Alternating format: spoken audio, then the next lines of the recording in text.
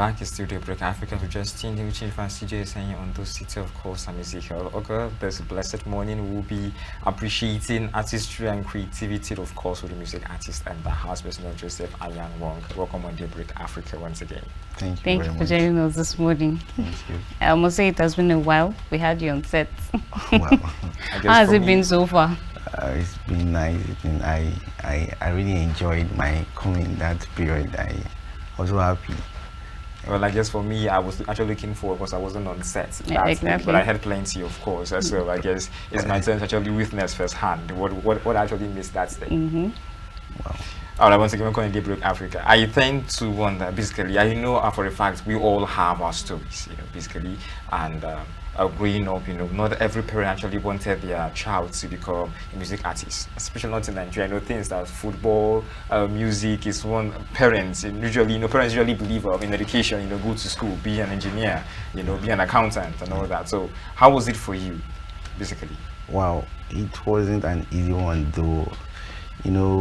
Back then in the village, some of us grew up in the village, and most parents doesn't believe in all these things there. And I came up from a educational kind of family. My grandmother was an headmistress. Oh, okay. My mom a nurse, my auntie a teacher. So all they believed in is just go to school, graduate, wait for the government to release an update that there is a job interview, then get a job. So talking about talent, and maybe this talent can take your time from reading and so on. They don't like it. In fact, what happened the first time I released my first track, I thought the song would be, I never had not gone to the studio before. I went there for the first time. I thought it's a simple thing. I never needed to take us all night, so I couldn't come to the house to meet with my people because I skipped to go and do that stuff. So when they heard it was music I went to do, they summoned me like can you imagine the somebody like sit down here. Are you telling us that you don't want to go to school again? It is music you want to do. Although, so what happened was, since it was not it was not like I was forcing myself into it. It was just flowing. So every Sunday they will always see me sing in church. They always want to use me, and they were enjoying it. At the point, my grandma could not be like, anytime they say, in the village now they will say praise and worship, and brother this come she will suggest that they should call the grandson to come and they will say your grandma says you should dance and go. So at the point there was a time I was ministering, my mom was filled with the Holy Spirit, I was like, hey, she and my auntie, they were soaked with tears, and that was when the woman was like, you see, the whole thing is, I'm not against you doing this music, but can you just go to school and finish this school? If this is actually a talent, it's not going to leave you. Finish your education, then continue. I watch all these men sing, and most of them say they are graduates. So why would you now stop your own school and stuff like that? So just do it. So each time I release any track, I want to send it to her to listen. She will say, my son is doing this. That was how I convinced them. I was not stubborn to them like how some people used to do. I must sing. I listened to their advice, and today most of the Christmas we used to have a concert for the community, I and my friends. So she usually enjoy it when she sees my face on the poster. So the poster used to arrive before me coming to the village. So she was like, I saw your face big on the billboard, something like that. I was like, my face is there. So she's currently happy. She hoped to see me, in the limelight someday. No, the thing is, I guess what actually dragged my attention was the fact where you choose a gospel genre of music. You know, there's this normal belief, you know, where I believe maybe gospel music is not really giving out the money someone actually desire, you know, and all that. So why gospel of all genres? Okay, well, growing up in a Christian home, you know, the thing is, uh, the the Bible says, train up a child in the way he should go, so that when he grows up, he will not depart from it. So they've been able to try as much as they can to train us in that way. I grew up to see myself following my mom. So morning prayer, it was not easy, you know. She will carry me, even if I will be sleeping. She will make sure I follow her to the church, and even if as we got there, I may be sleeping, but the point is she has succeeded taking me to church. So at the point we were used to church things. In the community, if you see us in a gathering that is not godly, even our neighbors, our friends, they will say, wait, now here you did. Stuff like that, and those things reminds you that, you know, so this is how you're supposed to be. And those things, gradually it was training us, you know, like that, and we became used to the Christian faith. And you know, some persons grew up to an extent, and they decided to give their life to Christ. You know, our own, it's a training. You were trained to give your life to Christ.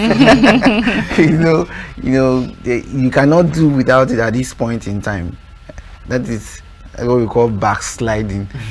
So all of that, all the things that comes into my head when it comes to music is the things that the Lord has done, you know, the grace of God, the love of God for our lives.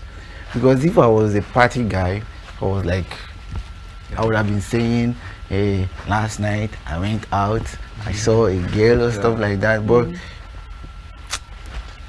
if my mom, these notable days in the week in our church back then, Thursdays and I think Wednesdays or Monday, she knows where she will find me, either in Bible study or in music activities, because we were the instrumentalists back then and stuff like that, singing. So she's coming, the first place she will look to is the instrumentalist side when she sees me. At the point, she wasn't looking at that place. To a point, some of my guys will be slacking back, coming to church. Only me will be there, even if it's only keyboard. She just knows I will be there. At the point, I was made the village choir master. All those things choked me, and how will I do it now? How am I going to start singing circular artists? It's not possible. Like, I don't know. So at what point did you actually realize this talent for music, and generally what has been the major challenge you think music artists tend to encounter, maybe one peculiar to you? Like when I encountered, I don't get the question. Talent, when did you actually realize okay, this? The talent, you know, this thing, when I was actually growing up, I was in junior choir, and I had this auto voice back then that if you're singing, I will easily detect the part I will shift to. So they started using me. If I'm here, they will say, hey, come and sing. I was like, I like singing hymns and stuff like that. So I just thought it was like a normal thing, a natural thing. So I now left the village. I was now having that same zeal to sing. I schooled in a boarding school like that, so we're in Akwa State, and I joined the choir. The thing was like, it was not like I now sat one day and discovered. I was just singing like that. My mom was a choir mistress. My dad was a choir master. Okay, I see where you get it from now. Okay, okay. So there was a time coincidentally I met, like I went to my dad's church where he is. So it was not a choir master. We met somewhere, So I've grown now, so we don't really, So we were kept in the bars side. I saw myself, I and my dad, we were singing bars, those kind of things, People, they appreciate. It was only me, and I was like, so was it that I got this thing from this man? Of course. It was fun that day. I had a nice time. So when it comes to when I discovered the talent, I think it was just in me. Even if I don't sing for 1 year, you give me the mic, I may not disappoint you. Like I said, I may not disappoint you. I'll try to do something. So what about the challenges you think musical artists tend to face daily? Well, the challenges are, finance is one. Because when I say finance, but when we were going to motivational conferences, they told us that finance is actually not the problem. First of all, I have the passion, which is what I am doing. Yes, which is what I'm doing. The challenges is, to some persons that don't relate, it will look like a challenge to you, because you can't have a light and you now hide it under the cupboard or something. If you have it, wherever you go, you showcase it. I would say that people will be interested in you. So to some persons who feel maybe I'll be discovered one day, there are so many persons that can sing that are not in the limelight currently, but you see that these persons that comes out to show themselves, easily they get connected. So I was doing like that before, which it was a challenge to me. But anytime I see people doing music, I would love to come to this, and I'll be in your gathering trying to gather some ideas, and by the time you see me doing one or two, you pick me up. Like I joined some crews as a backup singer. I joined some guys. Currently, I'm actually one of the music director to one crew like that in Port Harcourt. That's because the guy came to my church where I was actually a music director, so he saw my kind of things. So, but the point here is, when you sing live, you want to sing in the studio. The challenge now comes in. That is, the finance comes in. And a track, a good song, you know what it means. And to a struggling guy, it's like it's not easy.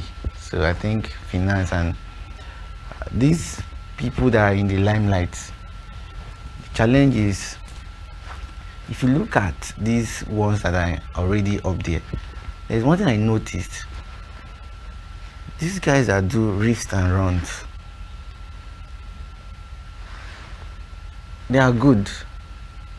But look at the people in the limelight. They are not riffs and runs kind of people. I don't know if you understand what I'm trying to say. What do you mean by riffs and runs? Okay. This is a musical term. This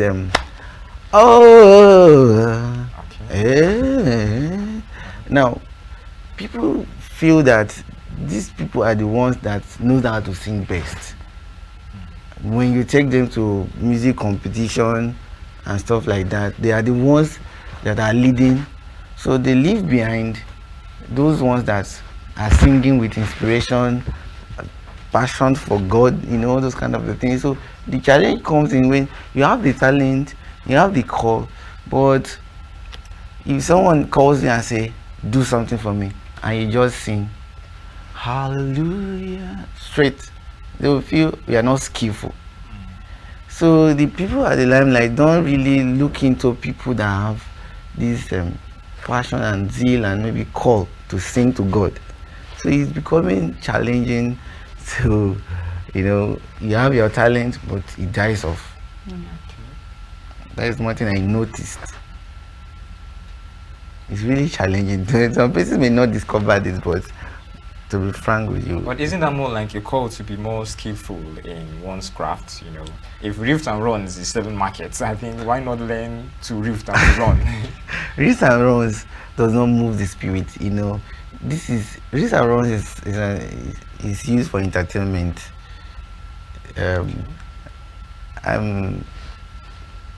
I'm subject to correction, Okay. but I want to tell you that rift and runs is for entertainment. Okay. So for you, like you believe in spiritual music. Okay. Oh yes. Okay. How did Moses Bliss discover Ebuka? Those persons, are they rifts and runs guys? No. But so I am calling on the should I say the people at the limelight. Please, they should look into this matter. Basically there's this belief that we have so many artists out there that really have zero or lost interest in gospel music. Like I said earlier, maybe sponsorship, and because I don't think there is really a record label, so many out there that are willing to really sponsor gospel artists or gospel music, and that is more like very tempting, So there's always this temptation of wanting to drift, and then we do something a little circular, we call it motivational, inspirational song, and include a little bit of money and power in there, somewhere around there. I don't think that is more like a major challenge, and it's more like oppressing this gospel sect of music. Yes, it's actually a challenge, and I think the gospel musicians should look into this matter, because these persons, I don't know if they are in an association or they are purposely doing these things to actually tell the gospel people to sit up, because the little talent you see in secular artists, very small. You see this record label, you just speak, you train you, and that was what I was trying to talk about. Let them just fish out one small thing, they will carry you, keep you in a place probably for 6 months to bring out what is in you, that kind of a thing. So it's really challenging, but we see this gospel music as a ministry. So we believe that one day God is going to announce us, because our music is not it is the word we send out that is our joy. It is not the entertainment. If our word is touching life, and that's what makes us happy. You understand? Just like one of my songs I sang, I said grace. There is one family that usually play my song. Each time I come around, they'll be like, you. They'll be asking me the inspiration I got from those things. Now, we're in the dispensation of grace. So I said, where favor could not help, mercy will help. Where mercy could not help, grace supersedes, or like grace will surely come to your head. Do you understand? So that word, if that word touch you, that word will want you to sow seed into the life of the singer. I think Angela is already taking down notes already. Anyways, before we go further, I think I have been noticing the fact that you have been quite particular about your kind of music, and I really am curious to see how your music is. So would like you to sing for us. Okay, let me start from this one I just introduced.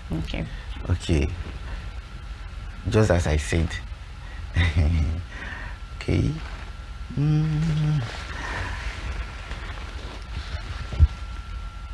When favor could not help, mercy will help. When mercy could not help, grace is here. Where favor could not help, mercy will help. Where mercy could not help, grace is here. In times like this, grace is all I see. In times like this, grace is all I see. I really do believe God is by my side. I think I'm doing some race. Wow, I think you are. You are already. This is, I mean, it's more like a very quite lost. Yeah, he's doing it. I mean, also, wow, it's really wonderful. It's really powerful. I really must say. Okay. So, what did you actually study in school? How did you manage to balance music and studies? I was doing You're so there. good. So it's more like, I know for the fact it's not just a day's work. You know, you really have been putting in efforts to this thing, because obviously with your voice is very wonderful. So, how do you tend to manage academics and then music? Well, it's actually passion. I studied microbiology. Wow. Okay. Which is a paramedical health-related course. And before I went to school, there was music inside of me. So I got entangled with some friends that are musically inclined, keyboardists, bassists, other singers, drummers. We became very close friends. So what we do is, all of us are into this system. And luckily for us, we're now going to one church. When I went to school, that was my year one. I was going around to look for where I was settled in that environment, like the church I was settled. I go to this church, they will just be playing, I will leave. Go to that church. So I was looking for a professional kind of church, like a church where they take music as their life, like, you know. I found it. The passion in me made me to find the people I was supposed to be moving with throughout my school year. So we started doing music. We go to concerts. The thing is, our time for classes, we don't play with it. We fix our timetable. We did not write it. It's in our heads. It's not, because it's passion. You don't need to tell us. We know time for weekly activities. That is supposed to be 5, and lecture stops. Sometimes lecture ends by 5. So we'll go straight from class to church because we are choristers. So we're going back from church straight to the house and we relax. Days for concerts, one person will hear an update that there is a concert somewhere. There is one big artist that wants to, let's go and watch him. All of us will gather. So we'll do whatever we want to do and go there. And because it's we don't feel anything, even if we stay till morning. Because most times concerts are always on Fridays, so we will sleep on Friday now. I haven't stayed awake throughout the night, but we have achieved something. You hear one note, especially the keyboard guys. That one has touched me. So they will go and rehearse it. Me, that is the musician, I'll hear one chord. The guy used his voice to just drop. I was like, God, this one touched me. So we'll be looking at their mistakes. I say, this guy make mistake for you. That means I don't need to do this. So we were learning those things throughout our school year, and we we were able to cope with schooling. Now during exam time, yes, we used to go to church, but we reduce the way we used to. Like some of those weekly activities, you won't see us because we will be reading. Do you understand? You know, sometimes you hear some persons complain. When I was made the MD, I went to class, but we too we were going to class. It's just that it's not your kind of thing. That is why you could not set out your timetable and fix those things for yourself. You understand? So it was that, and God was helping us. All those kind of things. So that was how we were able to cope with this music school. It's quite an interesting story, but I really wish we could continue, because I was going to go into the aspect where you went deeper into your learning and well, how far you've gone in your music. I guess we'll have to do that some other time when you visit again, because we're out of time. Yeah. Thank you for joining us this morning on our episode. Thank you for coming. Wow, I'm really so excited. I think this time around I feel so excited. The first time I came, I was looking at everyone like You're quite tense, I guess. Well, hopefully when you come the next time, you probably give us a better performance. Really? Yeah. Probably with all the band. Exactly. I would love to do that. I guess you guys will bring backup singers for of me. course, no problem. She's a good backup singer, trust me. Say what? She can do that. Well, thank you for coming. Thank you very much. And thank you to our audience for always choosing Daybreak Africa KAFTAN TV to be precise. And this is where we'll be handing you over to our Lagos station that has a package prepared for you. To stay tuned while I sign out. I am Daku. You have a wonderful day ahead. I remain Ezekiel. Okay.